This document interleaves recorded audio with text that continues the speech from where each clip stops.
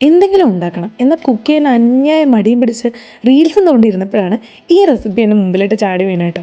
ബിരിയാണിയൊക്കെ ഉണ്ടാക്കാൻ പ്ലാൻ ചെയ്തിരുന്ന ഞാനാണ് ലാസ്റ്റ് ഈ റെസിപ്പി ചെയ്തത്. കാരണം അന്ന് നല്ല മടിയായിരുന്നു. പിന്നെ ബിരിയാണി ഉണ്ടാക്കുമ്പോൾ എന്ന് പറഞ്ഞാൽ എനിക്കത് അതിൻ്റെ പ്രോപ്പറായിട്ടുള്ള രീതിയിൽ ഉണ്ടാക്കണം, തട്ടിക്കൂട്ടൊന്നും പറ്റത്തില്ല. അപ്പോൾ തട്ടിക്കൂട്ടായിട്ട് എന്തെങ്കിലും ഉണ്ടാക്കാൻ പറ്റുവാണെങ്കിൽ അതല്ലേ എളുപ്പം.